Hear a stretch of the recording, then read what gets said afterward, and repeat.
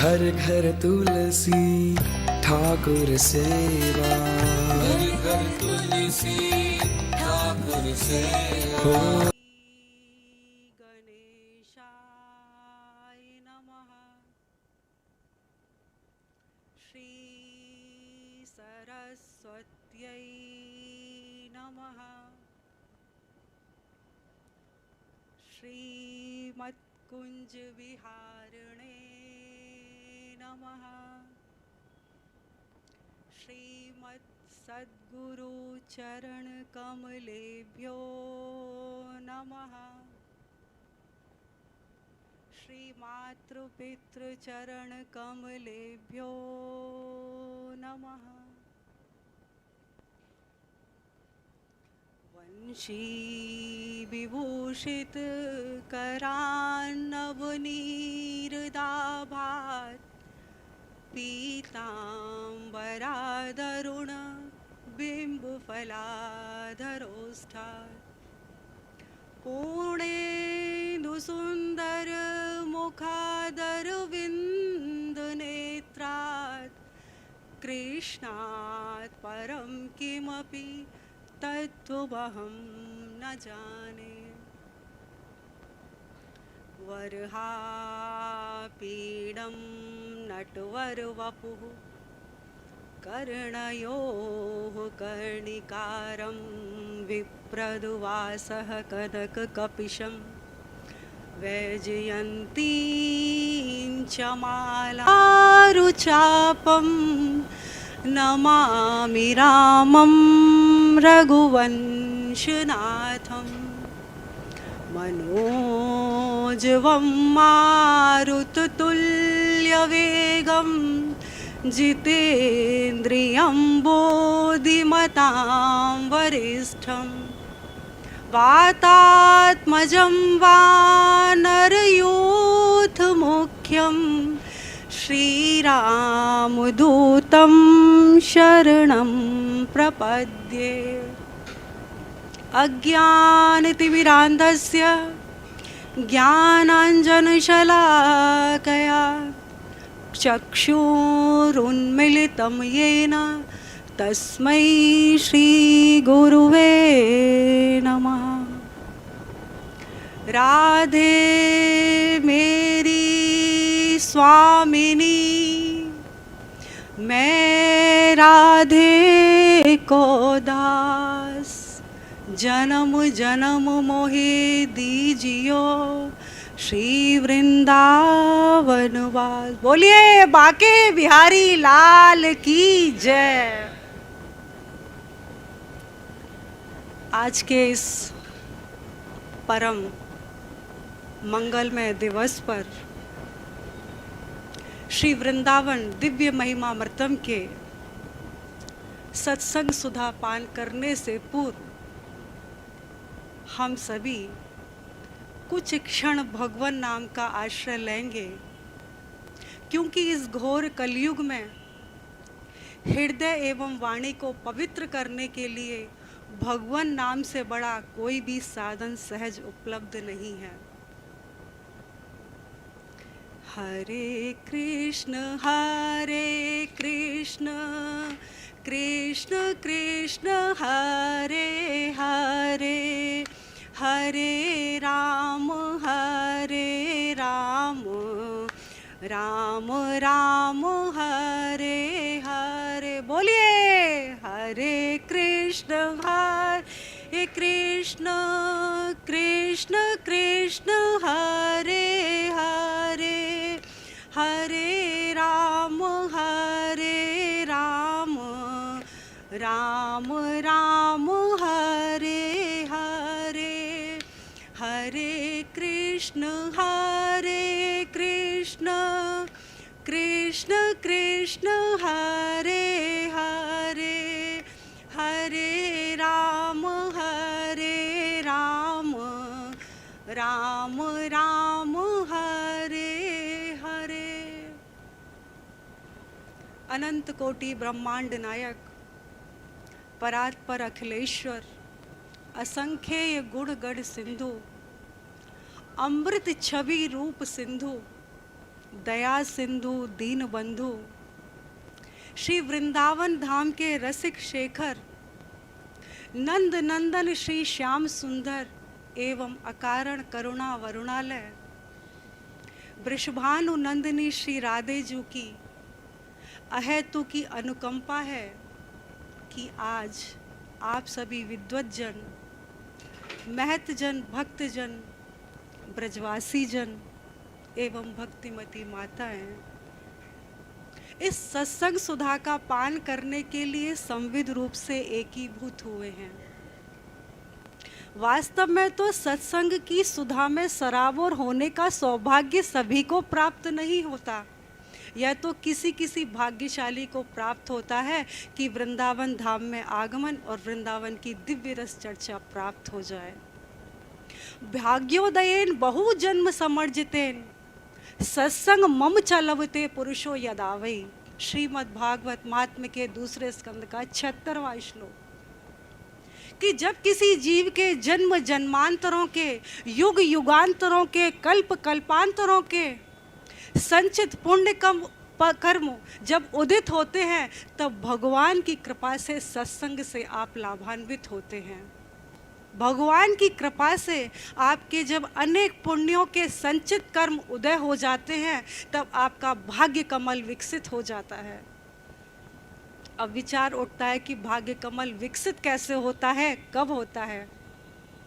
रात्रि के अंधकार में, एकांत में, सरोवर के मध्य पड़ा हुआ विकुचित कमल संपूर्ण रात्रि प्रतीक्षा करता है प्रभात में उदित होने वाले भास्कर देव सूर्य की।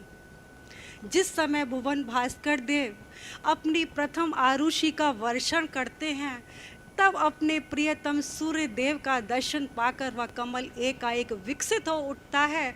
उसी समय पवन देव आकर उस कमल की सुगंध को संपूर्ण वातावरण में व्याप्त करके भंवरों को उस कमल के खिलने की सूचना दे देते हैं, और भंवरे भी उसी क्षण अपनी नींद का परित्याग करके गुंजायमान होकर दौड़ते हुए आते हैं और उस कमल की पत्ती पर आच्छादित मकरंद का पान करके मदमस्त हो उठते हैं। ठीक इसी प्रकार जब हमारे हृदय रूपी क्षितिज के ऊपर श्री राधा कृष्ण कृपामयी सूर्य का प्रागट्य होता है, तब हमें श्री वृंदावन धाम में सत्संग पाने के अधिकारी हो जाते हैं। यह वृंदावन बहुत ही अभूतपूर्व अनिवर्चनीय धाम है। यहाँ आकर सभी की मनोवांछाएं पूर्ण होती हैं। आज से लगभग 5,500 वर्ष पूर्व भगवान स्वयं इस धराधाम पर अवतरित हुए।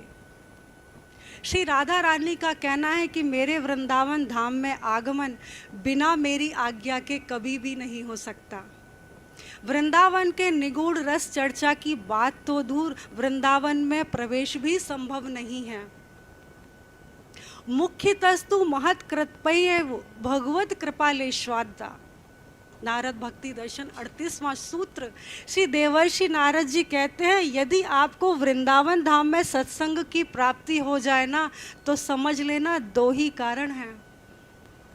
पहला तो भगवान की कृपा, राशेश्वरी श्री राधा रानी की कृपा, और दूसरा है संत मिलन। उच्च कोटि के रसिक संत प्रातः स्मरणीय हमारे श्री बाबा जी महाराज, श्री यमुना वल्लभ गोस्वामी जी महाराज कहते थे कि यदि कोई वृंदावन धाम में आ जाए बहुत दुर्लभ बात है।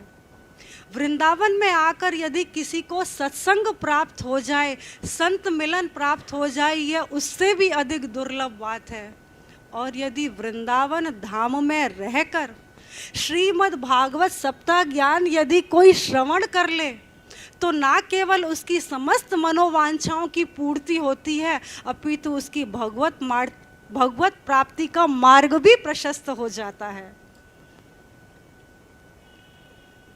जिनका अभी वृंदावन के निगूढ़ परिवेश में प्रवेश नहीं हुआ, यदि वे भी ब्रज भाव से युक्त, सखी भाव से युक्त यदि किसी ब्रजवासी भक्त के साथ कुछ क्षण यदि सत्संग कर ले तो फिर उनके आत्म कल्याण में कोई संशय नहीं है।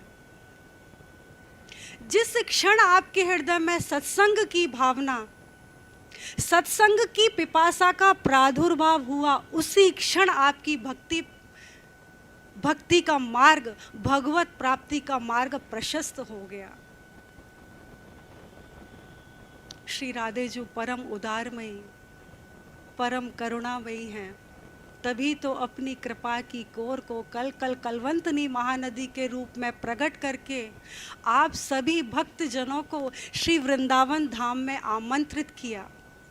इसे महज संयोग न मान लेना कि हमारे पास एक बहुत बड़ा कार्यक्रम था, शुभ अवसर था, इसलिए हम वृंदावन आ गए। वृंदावन में आगमन तो वृंदावनेश्वरी श्री राधा रानी की कृपा पर ही निर्भर है। यह बड़ा ही अद्भुत अनिर्वचनीय धाम है। गोपियाँ कहती हैं ना, जयति तेदिकं जन्मना ब्रज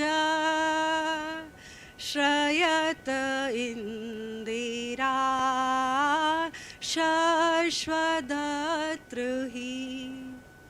दयित दृश्यतां दीक्षुतावका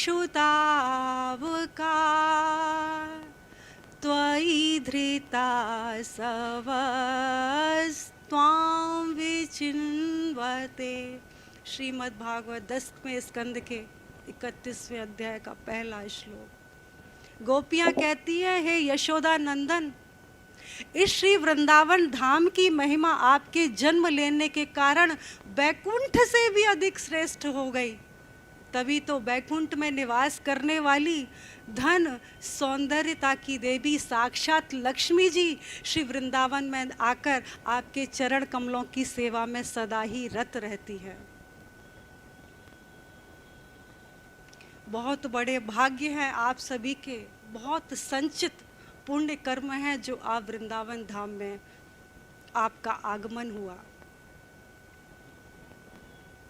एक बार भगवान श्री कृष्ण जब अपना समय अर्जुन के साथ हस्तिनापुर में व्यतीत कर रहे थे, तब वे प्राय यमुना किनारे जाकर बैठते।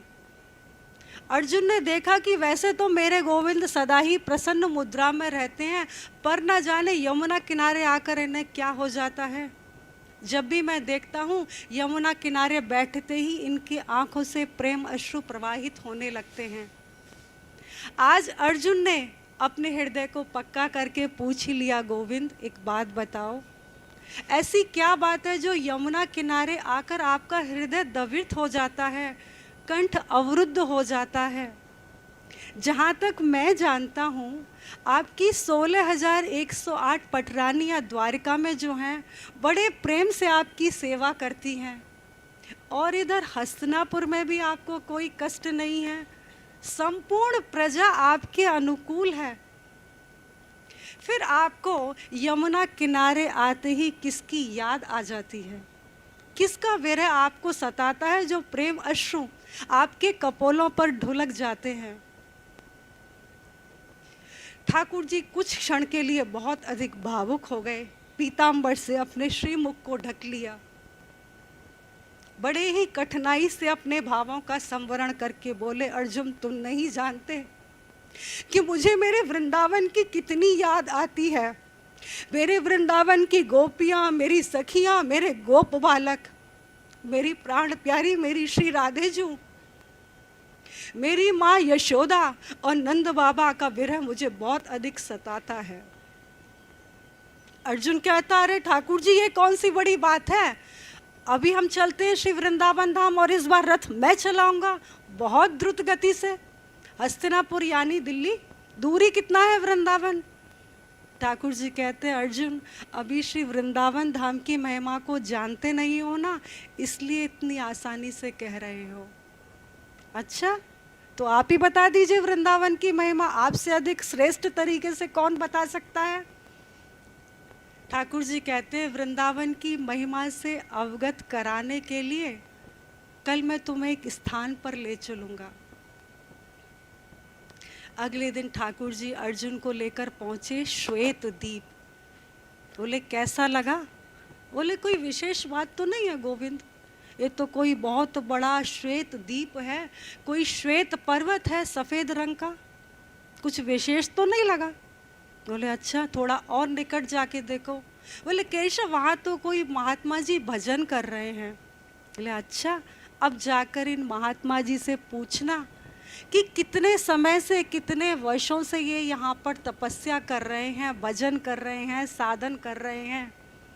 और हाँ दूसरा प्रश्न जरूर पूछना, क्या कि आखिर इतनी कठिन तपस्या के फलस्वरूप ये चाहते क्या हैं? कुछ तो इनकी मनोवांछा होगी। हम भी यदि पाठ पूजा करने बैठते हैं तो पहले तो अपना पूरा ठाकुर जी के सामने चिट्ठा खोल के रख देते हैं, भगवान मेरी ये इच्छा पूरी कर देना। उसके बाद तो हम ठाकुर जी को तिलक लगाएंगे। तो आखिर इन महात्मा जी से जाकर पूछो कि भगवान आपकी आखिर ऐसी कौन सी मनोवांछा है जिसकी पूर्ति के लिए इतना तप कर रहे हो? क्या ठीक है ठाकुर गोविंद, मैं अभी पूछ कर आया। ठाकुर जी कुछ कदम पहले ही रुक गए। अर्जुन पास में गए, बाबा जी को दंडवत प्रणाम किया और पूछा, हे भगवान एक बात बताइए, आपको ये तपस्या करते हुए, भजन साधना करते हुए कितना समय हो गया? बाबा ने आंखें खोली और बोले, वत्स ये तो मुझे नहीं पता कि भजन करते करते कितना समय व्यतीत हुआ। ये जो तुम श्वेत रंग का पहाड़ देख रहे हो ना, यह मेरी अस्थियों के समूह से बना है। जब भजन करते करते मेरा कलेवर पूर्ण हो जाता है ना, तब अपने भजन के बल पर मैं अपने पुराने शरीर को त्याग देता हूँ और नवीन शरीर धारण कर लेता हूँ। तो ये सारी मेरे पुराने शरीर की अस्थियाँ हैं जिनसे यह पहाड़ बन गया। अब तो अर्जुन परम आश्चर्यचकित ठाकुर जी की ओर देखने लगे। गोविंद मुस्कुराकर कहते, अरे दूसरा प्रश्न भी तो पूछो अर्जुन। बोले महात्मन एक बात बताइए, इतना कठोर तपस्या आखिर चाहते क्या है? क्या पिपासा, कामना, इच्छा पूर्ति जो इस भजन के बल पर चाहते हैं? यह प्रश्न सुनते ही बाबा एकदम मौन हो गए। कुछ समय बाद अपने भावों का संवरण करके बोले, सखा इतने भजन के फल स्वरूप मैं केवल यही चाहता हूँ कि इस जीवन के अंतिम समय में मुझे श्री वृंदावन धाम की प्राप्ति हो जाए, इसके अधिक मैं और कुछ नहीं चाहता। यह कहकर बाबा फूट फूट कर रोने लगे। आज भक्त के निष्काम आंसू देखकर ठाकुर जी से रहा नहीं गया। तत्काल अपने भक्त के पास आकर पीताम्बर से उन बाबा के अश्रु पहुँचते हुए बोले, बाबा एक बात कहूँ, श्री वृंदावन का वास देना तो स्वतंत्र रूप से मेरे अधिकार में भी नहीं है, लेकिन हाँ यदि मैं वृंदावनेश्वरी श्री राधा रानी से आपके लिए प्रार्थना करूँगा तो वो मेरी बात कभी नहीं टालेंगी। और मैं आपको वचन देता हूँ कि आपको अपने जीवन के अंतिम क्षणों में इस बार श्री वृंदावन धाम का वास कम से कम 3 दिन के लिए अवश्य प्राप्त होगा। ऐसा वचन देकर ठाकुर जी अर्जुन के साथ वापस आ गए। अब अर्जुन के हृदय बहुत ही अधिक उद्वेलित होने लगा। कहने लगा, ठाकुर छोड़ो, अब आपकी द्वारकापुरी में क्या रखा है, ये हस्तिनापुर में क्या रखा है, अब तो सीधा हम लोग वृंदावन चलते हैं। गोविंद मुस्कुरा कर कहते हैं, अर्जुन तुम मेरे प्रिय सखा हो, भक्त श्रेष्ठ हो, किंतु वृंदावन जाना, वृंदावन में कुछ क्षणों के लिए निवास प्राप्त करना, ब्रज रस चर्चा सुनना, यह मेरे अधिकार में नहीं है। यह तो जब वृंदावनेश्वरी श्री राधा रानी अपनी कृपा को परिवर्षित करती हैं, तब श्री वृंदावन धाम की प्राप्ति होती है। इस पौराणिक कथा से एक बात तो निश्चित रूप से कही जा सकती है कि आप सभी ने अपने पूर्व जन्मों में बहुत अधिक भजन अवश्य किया होगा, श्रीमद् भागवत कथा श्रवण की होगी, भगवान के निमित्त दान किया होगा, तभी आपके ऊपर आज श्री वृंदावनेश्वरी श्री राधा रानी ने कृपा करके आपको इस धाम में आमंत्रित किया। यह कोई साधारण धाम नहीं है। वृंदावनम परित्यज्य पादमेकम न गच्छति। ठाकुर जी कहते हैं कि मैं स्वयं श्री वृंदावन धाम को छोड़कर एक क्षण भी बाहर नहीं जाता। ऐसे परम दिव्य मंगल में श्री वृंदावन भाव को आत्मसात करने के लिए, भक्ति में तल्लीन होने के लिए, भाव समुद्र में अवगाहन करने के लिए अपने हृदय को थोड़ा कोमल बनाना पड़ेगा, क्योंकि भावुक हृदय में ही भक्ति का ठहराव होता है। श्री चैतन्य महाप्रभु कहते हैं, तृणादपि सुनीचेन तरोरपि सहिष्णुना। स्वयं को तृण से भी अधिक छोटा मानो और वृक्ष से भी अधिक सहिष्णु मानोगे, तब भक्ति का प्रादुर्भाव आपके हृदय में होगा।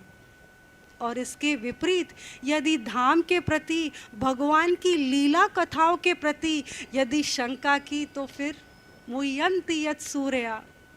सृष्टि के रचयिता ब्रह्मा जी भी मोहित हो गए। यदि भगवान की कथाओं के प्रति, कृपाओं के प्रति एक बार भी मन में शंका आ गई, तो भक्ति समाप्ति की ओर चलने लग जाएगी। रास के प्रकरण के समय जब श्री सुखदेव जी महाराज राजन परीक्षित जी को बताते हैं कि किस प्रकार भगवान ने वृंदावन की गोपियों के साथ दिव्य रास किया, उसी समय राजन परीक्षित जी को शंका हो गई, क्योंकि भगवान की लीलाओं से मोहित हो गए थे। कहते, प्रभु मेरा एक निवेदन है, पहले एक मेरी शंका का समाधान कर दीजिए, फिर आगे वर्णन कीजिएगा। बोले क्या? कि संस्थापनाय धर्मस्य प्रश्माय तरस्य च अवतीर्णो हि भगवान अंशेन जगदीश्वरा सा कथम धर्म सेतूनां वक्ता कर्ता विरक्षिता प्रदीपमाचरेत ब्रह्मन् पर्दारा विमर्शनम् आप्तकामो यदुपतिः कृतवान् वै जुगुप्सितं किम अभिप्राय एतम न संशयं छिन्दि सुब्रता। श्रीमद् भागवत के 10वें स्कंद के 33वें अध्याय का 27वां, 28वां, 29वां श्लोक। इतना लंबा चौड़ा प्रश्न कर डाला राजन परीक्षित जी ने कि प्रभु एक बात बताइए कि ठाकुर जी का अवतार धर्म की स्थापना के लिए होता है, बिल्कुल सही। अधर्म के नाश के लिए होता है, बिल्कुल ठीक। अरे ये बात तो सब जगह सभी शास्त्र वेद कह रहे हैं। गीता में भगवान ने कहा है, यदा यदा ही धर्मस्य ग्लानिर्भवति भारत अभ्युत्थानम् अधर्मस्य तदात्मानं सृजाम्यहम् परित्राणाय साधूनां विनाशाय च दुष्कृतां धर्म संस्थापनार्थाय संभवामि युगे युगे। हर ग्रंथ कह रहा है, जब जब हो ये धर्म की हानि। हाँ तो महाराज मैं वही पूछ रहा हूँ कि जब धर्म की हानि होती है तो भगवान अवतार लेते हैं। धर्म की स्थापना करने वाले भगवान श्री कृष्ण वक्ता, हाँ जी, और धर्म का सही निरूपण बताने वाले कर्ता वक्ता, बिल्कुल ठीक। और धर्म की रक्षा करने वाले विरक्षिता, यानी वक्ता कर्ता विरक्षिता स्वयं भगवान श्री कृष्ण हैं। फिर उन्होंने वृंदावन की गोपियों के साथ रास, पराई स्त्रियों के साथ रास किया, ये अधर्म का कार्य। वह तो आप्त कामो यदुपति हैं, पूर्ण काम है, पूर्ण आत्माराम, पूर्ण रति, पूर्णस्य पूर्णमिदं पूर्णात् पूर्णमुच्यते, पूर्णस्य पूर्णमेवा विशिष्यते। अरे भगवान को क्या आवश्यकता कि ब्रज की गोपियों के साथ दिव्य रास करना। पराई स्त्रियों के साथ यदि कोई ऐसा कार्य करे तो अधर्म माना जाएगा ना। यह तो कोई शोभनीय बात नहीं हुई। किम अभिप्राय, आखिर ठाकुर जी का अभिप्राय क्या था? श्री सुखदेव जी महाराज मुस्कुराने लगे, समझ गए कि राजन परीक्षित जी ने यह प्रश्न स्वयं के लिए नहीं अपितु कलयुग में आने वाले जीवों के लिए किया है, कि जब कलयुग में आने वाले जीव जब भगवान के इस दिव्य रास महिमा को सुनेंगे, उस क्षण उनके मन में अनेक शंकाएं उत्पन्न होंगी और संशयात्मा विनश्यति। इसलिए श्री सुखदेव जी महाराज कहते हैं, राजन परीक्षित ध्यान पूर्वक सुनो। धर्म व्यतीत क्रमो दृष्टो ईश्वराणाम चा साहसम तेजीय सामना दोषाय बन्ने है सर्वभुजो यथा। श्रीमद् भागवत 10वें स्कंद के 33वें अध्याय का 30वां श्लोक, कि साधारण मनुष्य की बुद्धि, मन, वाणी, हृदय, दृष्टि कभी भी उस दिव्य रास को ना समझ सकती है, ना देख सकती है, ना ग्रहण कर सकती है, क्योंकि मन तो माइक है। और उदाहरण दिया अग्नि का, कि अग्नि को कभी भी दोष नहीं लगता, उसमें कुछ भी झूठी वस्तु डाल दो, अग्नि उसे भी ग्रहण कर लेती है। अक्षत चंदन पुष्प समर्पित कर दो, वो भी स्वाहा। भगवान तो पाप और पुण्य से बहुत दूर हैं, धर्म अधर्म से परे हैं। जहाँ धर्म नहीं अधर्म विराजत, छके प्रेम घनश्याम, सखी ये कैसो है ब्रजधाम। यहाँ सदा ही ठाकुर जी अपने ब्रजवासियों गोपियों के प्रेम में छके रहते हैं। ऐसा अद्भुत अनिर्वचनीय यह धाम है। गोपियां भी ठाकुर जी के प्रेम में भूल जाती हैं कि यह तो वेद्य प्रतिपादित परात्पर पूर्ण ब्रह्म है। तभी तो उलाना देती हैं, ठाकुर जी को मीठी मीठी गालियां देती हैं। चौर जार शिखामणि नाम ठाकुर जी को यहीं से मिला। कपटी कारे छलिया नाम भी वृंदावन वालों ने ही दिया। अरे गोपियों की बात क्या कहें, स्वयं यशोदा मैया जिन्होंने अपने लाला कन्हैया के मुख में संपूर्ण ब्रह्मांड को देखा, सृष्टि को देखा, वह भी विस्मरण उनको भी हो गया कि ये मेरा कन्हैया नहीं भगवान है। तभी तो शकटासुर वध के प्रसंग में मैया कहती है, एक बात बताओ गोपबाल को, मेरे लाला की पलना के ऊपर धरी हुई जी गाड़ी पलट कैसे गई? ना आंधी आयो ना तूफान, कौन ने पलटाई? गोप बालक कहते मैया हम बताएं। उच्चरव्य वसत मतीन गोपान गोपिष्य बालिका रुदता नेन पादेन क्षिप्त में तन्न संशया। मैया तेरे लाला कन्हैया ने अपने छोटे छोटे पामनते गाड़ी को धक्का दियो, सोई गाड़ी उलट गई। मैया कहती चल दारी के झूठ बोले, अरे मेरो इतने छोटो सो लाला, छोटे छोटे से बाकी पाम, वो कैसे गाड़ी को पलटा सके? श्री सुखदेव जी महाराज हंसकर कहते हैं, राजन इस छवि का ध्यान करो कि मैया की आंखों पर तो वात्सल्य भाव का पर्दा लगा हुआ है, तभी तो वह पर ब्रह्म पूर्ण ब्रह्म श्री कृष्ण को अपना लाला मानती है। श्री देवर्षि नारद जी कहते हैं, ना महात्मा ज्ञान विस्मृत्यापवाद, नारद भक्ति दर्शन का 22वां सूत्र, कि वास्तव में प्रेमा भक्ति में विस्मरण हो जाना यह कोई कलंक की बात नहीं है, यह तो आभूषण की बात है। भक्ति में यदि भगवान की भगवत्ता को भूल गए तो समझ लो आपका प्रेम अधिक हो गया, और फिर प्रेमा भक्ति के आगे भगवान की भगवत्ता नहीं, भगवान तो स्वयं दास बनने को तैयार है। ये सभी महात्मा ज्ञान का होना परम आवश्यक है। हम केवल साधारण जीवों की बात नहीं है। निर्गुण निराकार निर्विशेष समाधि में डूबे हुए श्री सुखदेव जी महाराज को सगुण साकार सर्वशक्तिमान सौजा सखाया श्री कृष्ण भगवान की कृपा कथाओं को बताने के लिए श्री वेदव्यास जी महाराज ने अपने 2 शिष्यों को भेजा, ताकि ये निर्गुण ब्रह्म को छोड़कर सगुण ब्रह्म के उपासक बन सकें। मेरे पुत्र श्री सुखदेव जी महाराज, अहो वकीयं स्तनकालकूटं जिघांसयापायदप्यसादि लेभे गतिं धात्र्युचितां ततोऽन्यं किं वा दयालु शरणं व्रजेम। श्री सुखदेव जी महाराज आश्चर्यचकित हो गए, इतने कृपालु। अरे भगवान, आप तो सबके हृदय की बात जानते हो, सर्वंतर्यामी हो। क्या आपको पता नहीं था कि पूतना अपने स्तनों में विष लगाकर आपको मारने की इच्छा से दुग्धपान कराने आई थी, फिर भी उसे माता के समान गोलोक प्रदान कर दिया। जो गति अभी माता यशोदा को मिली भी नहीं, वह उस राक्षसी पूतना को दे दी। कन्हैया हंस के कहते हैं कि मुझे मारने का कोई और तरीका भी तो हो सकता था, किंतु उसने तो मुझे माता के समान दुग्धपान कराया, तो मैंने भी अपनी माता के समान गति प्रदान कर दी। न जाने किस गुण से दया निधि रीझ जाते हैं। तो भक्ति में भगवान की अगर भगवत्ता को भूल गए तो ये तो बहुत ही सुखद बात है। यह तो आभूषण है भक्ति का।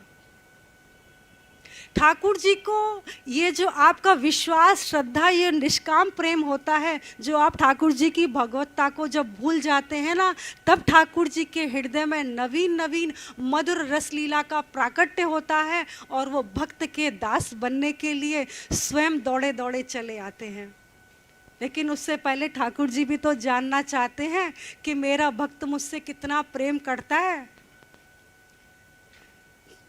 एक बार तो ठाकुर जी गोपी वेश धारण करके राधा रानी के पास वृंदावन में आ गए। लीला कौतुकी है कि आज देखता हूं कि राधे जी का प्रेम मेरे प्रति कच्चा है कि पक्का।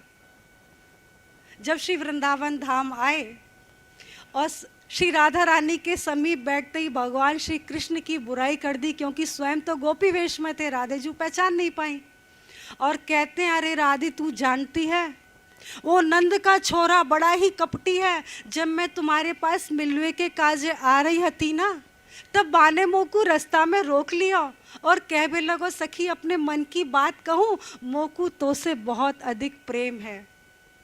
राधे जी बोली ये तो अच्छी बात है। अरे सखी का अच्छी बात है, वो ये बात तो वृंदावन की हर छोरी ते कह तो फिरे है, और मैंने सुना है यमुना के तट पे आपके पीछे पीछे भी जावे है और आपको भी उनते प्रेम है गयो है। एक बात बताऊं राधे जी, वो कन्हैया तन को ना है, मन को भी कारो है। बातें प्रेम करनो छोड़ दो, नहीं तो आपको भी विरह को दुख उठाना पड़ेगा। श्री राधे जी को हंसी आ गई, कहती सखी मैं सब जानती हूँ कि उस कार्य कृष्ण को मुझसे कितना प्रेम है। अरे सखी क्या जानती हो, सारे दिन वो बस इधर से उधर डोलता रहता है, कभी किसी का माखन चुराता है तो कभी किसी गोपी को यमुना जल से सराबोर कर देता है, तुम उसे छोड़ दो। राधे जी कहती हैं, अरे सखी वो ऐसा इसलिए करते हैं क्योंकि उनका मेरे प्रति विशेष प्रेम है। वो हमारे भगवत प्रेम को, दिव्य प्रेम को छुपाए रखना चाहते हैं। गोपनीयम गोपनीयम गोपनीयम प्रयत्नतः।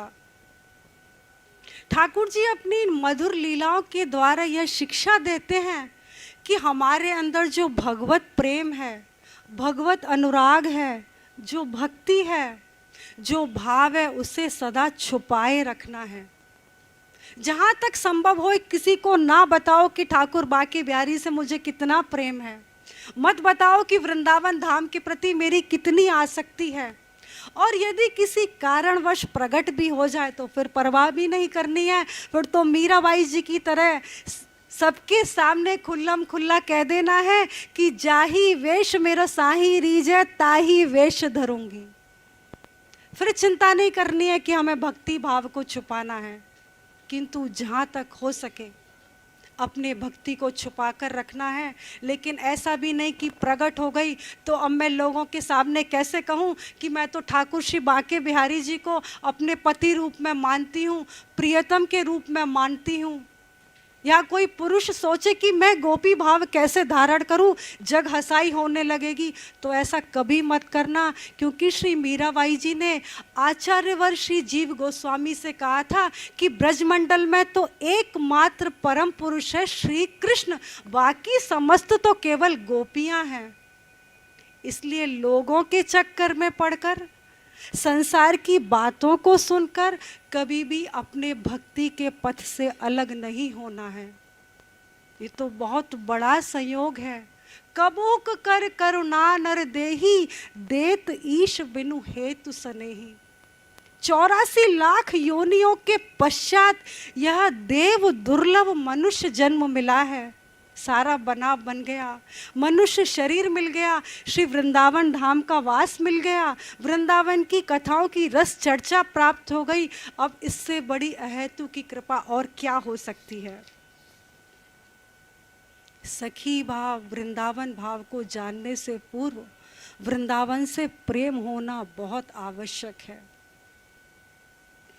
श्री राधा मुरली मनोहर पदाम्भोजं सदा भावयन्, श्री चैतन्य महाप्रभो पदरजः स्वात्मेवान् पयनं, श्रीमद्भागवतोत्तमान् गुणनिधि नत्यादरादानमन्, श्री वृंदावन दिव्य वैभवमहं स्तोतुं मुदा प्रारंभे। श्री वृंदावन महिमामृतम पृथक शतम का प्रथम श्लोक। आज मैं श्री राधा रानी के चरण कमलों का, मुरली मनोहर के श्री चरण कमलों का आस्वादन करते हुए, स्मरण करते हुए, ध्यान करते हुए, श्री चैतन्य महाप्रभु की पदरज को शिरोधार्य करते हुए, श्री वृंदावन की ब्रज रज का आश्रय लेते हुए आज आप सभी श्रोतागण कृतार्थ हो रहे हैं, क्योंकि आज से श्री वृंदावन धाम के साथ, श्री वृंदावनेश्वरी राधा रानी के साथ, वृंदावन को बैकुंठ से भी अधिक श्रेष्ठ बनाने वाले भगवान श्री कृष्ण के साथ आपका संबंध जुड़ गया है। अब इस संबंध को दृढ़ बनाए रखना आपका काम है। देखिए, यदि भक्ति को बहुत अधिक गति से आगे ले जाना है ना, तो भगवान के साथ संबंध जोड़ लीजिए। प्रियतम का संबंध, पति का संबंध, पिता का संबंध, भाई का संबंध, सौजा सखाया का संबंध, कोई भी एक संबंध जोड़ लीजिए, फिर उस संबंध को निभाने का प्रयास कीजिए, फिर देखना भक्ति कितनी गति में आगे बढ़ेगी। यही तो किया ब्रजवासियों ने। ब्रज में हुई है चंद्रावली सखी, एक बार कृष्ण प्रेम में उन्मादिनी होकर भादो सुदी चौथ का चंद्रमा पूजन करने के लिए चल दी। हमारे ब्रज में ऐसा माना जाता है कि भादो के महीने में शुक्ल पक्ष की तिथि को चंद्रमा का दर्शन भी नहीं करना चाहिए, नहीं तो झूठा आरोप, चरित्र पर लोग आक्षेप लगा सकते हैं। लेकिन चंद्रावली भादो सुदी चौथ को ही चंद्रमा का पूजन जब करने के लिए निकली, उसी समय संयोगवश नारद जी का श्री वृंदावन धाम में आगमन हुआ और पूछा, अरे सखी, ये थाली में दूर्वा, अक्षत, चंदन, जल, दीपक कहाँ? बोले, आज मैं ना चंद्रमा की पूजा करने के लिए जा रही हूँ। आज? अरे आज के दिन तो चंद्र दर्शन भी निषिद्ध है। तुम जानती हो यदि ऐसा किया तो तुम्हारे ऊपर झूठा कलंक लगेगा। चंद्रावली कहती, इसलिए तो जा रही हूँ। मैं तो चाहती हूँ कि मेरे ऊपर झूठा कलंक लगे, लोग नाम जोड़े तो सही कि श्री कृष्ण के साथ चंद्रावली का संबंध है। इसीलिए तो मैं जा रही हूँ, क्योंकि बहुत दिनों से मैंने अपने कृष्ण की रूप माधुरी का दर्शन नहीं किया। मुझे तो इसी बात से सुख मिल जाएगा कि लोग झूठा ही सही, कुछ तो कलंक के नाम में ये तो कहे कि चंद्रावली और कृष्ण का संबंध है। ऐसे संबंध को और अधिक दृढ़ करने के लिए भगवान संबंधी ज्ञान, तत्व ज्ञान, महात्म ज्ञान को जान लेना परम आवश्यक है। क्योंकि यदि महात्म ज्ञान को नहीं जाना तो वह प्रेम केवल इंद्रियोपलब्धि पर ही आधारित होगा कि संसार में जहाँ सुंदर रूप देखा बस लट्टू हो गए। कहते हैं ना आपके यहाँ, लव एट फर्स्ट साइट। फिर क्या होता है? ऐसा प्रेम तो गली गली में मिल रहा है। जब तक रूप सौंदर्य है, प्रेम है, रूप सौंदर्य खत्म, प्रेम खत्म।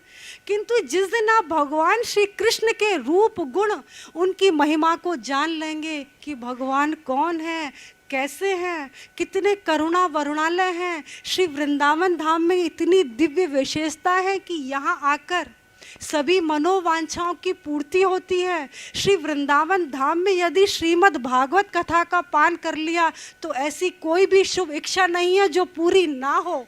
जिस दिन आपको इन सब महिमा का ज्ञान हो जाएगा, स्वतः ही आपको प्रेमा भक्ति हो जाएगी, और प्रेमा भक्ति होते ही आपके समस्त बंधन तत्क्षण टूट जाएंगे।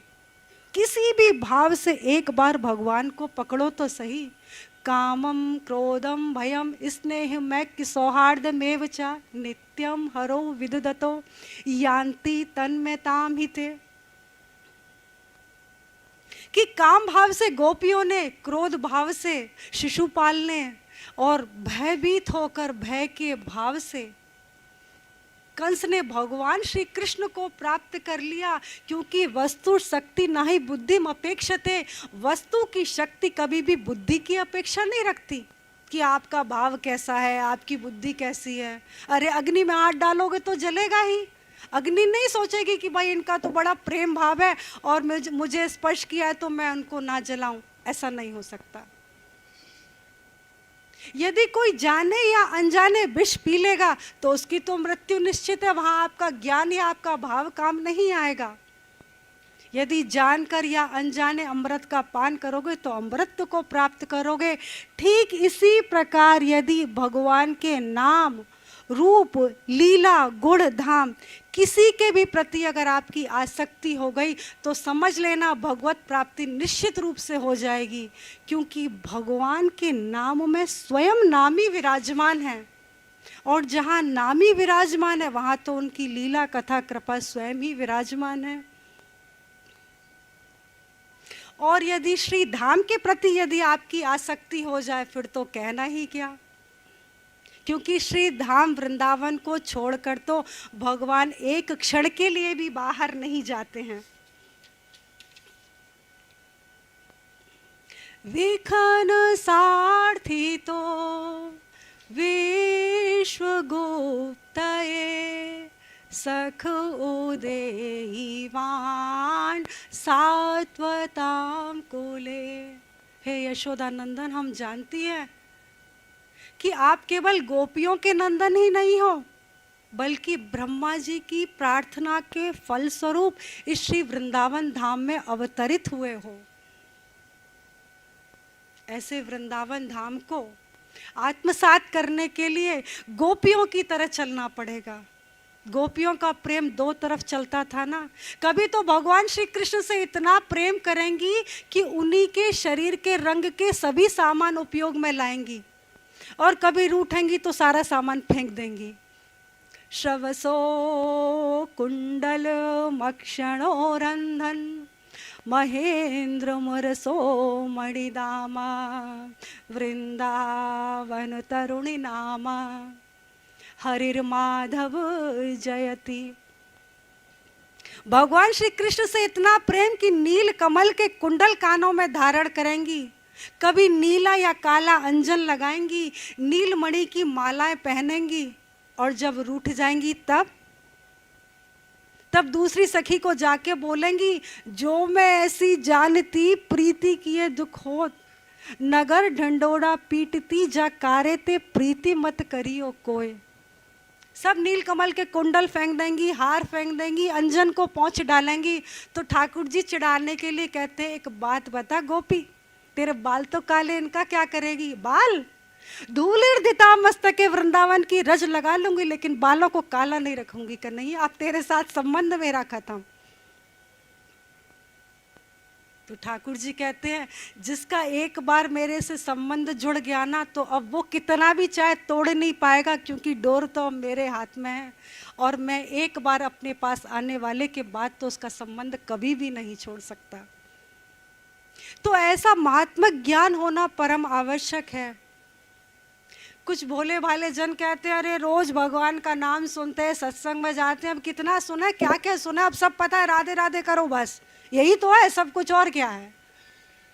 ऐसे भोले भाले साधकों के लिए, भक्तों के लिए श्री चैतन्य महाप्रभु कहते हैं, सिद्धांत बलि आचित्य ना कौर आलस, कि भगवत संबंधी ज्ञान प्राप्त करने में कभी भी आलस्य मत करो। भगवत ज्ञान को, तत्व ज्ञान को सदा अपने साथ रखो। बहुत बार सत्संग में जाते हैं, सुनते हैं कि गलत काम नहीं करना चाहिए, चोरी नहीं करना चाहिए, मारना नहीं चाहिए, लेकिन व्यवहार में कितना आ पाता है? जब क्रोध आता है तब सब तत्व ज्ञान विस्मरण। तो तत्व ज्ञान के विषय में तो महाप्रभु जी ने इतनी बड़ी बात कही है श्री आचार्यवर सनातन गोस्वामी जी से कि आपको सुनकर आश्चर्य होगा। महाप्रभु जी से श्री सनातन गोस्वामी जी पूछते हैं, प्रभु एक बात बताइए कि गुरु का लक्षण क्या है? श्री चैतन्य महाप्रभु जी ने एक लाइन में कह दिया, वैसे तो अनेक शास्त्रों ने, अनेक संतों ने विभिन्न बातें बतलाई हैं गुरु के संदर्भ में। श्री चैतन्य महाप्रभु कहते हैं, जेई कृष्ण तत्व वेत्ता से ही गुरु होय। जो कृष्ण तत्व को जानता है, ये भी नहीं कहा कि प्राप्त कर चुका है, कहते हैं कि जो श्री कृष्ण तत्व को जानता है वही गुरु है। और आज के इस कलयुग के समय तो तत्व ज्ञान की बहुत अधिक इम्पोर्टेंस है। राजा भोज के जमाने में एक बहुत बड़े शास्त्र वेद के प्रकांड पंडित हुए। तत्व ज्ञान का बहुत अधिक उनको रोज चिंतन करना, मनन करना, निधिध्यासन करना, यही उनका कार्य था। एक बार बहुत दरिद्री हो गए। उसी समय बेटी का विवाह भी तय हो गया। सोचा कि अब धन की व्यवस्था कहाँ से की जाए, तो बोले कि ठीक है आज चोरी करते हैं। तत्व ज्ञान सारा भूल गए जो कि रोज सत्संग में जाके सुनते थे। चोरी करने पहुंचे तो कहाँ, राजा भोज के यहाँ। कुछ अपना हिसाब किताब बैठाकर 420 करके महल में अंदर तो पहुंच गए, लेकिन अब इतने पहरे तो सीधे राजा के पलंग के नीचे घुस गए। अब जब रात्रि हुई, सारे दरबारी, सारे कर्मचारी सो गए, स्वयं राजा साहब भी सो गए।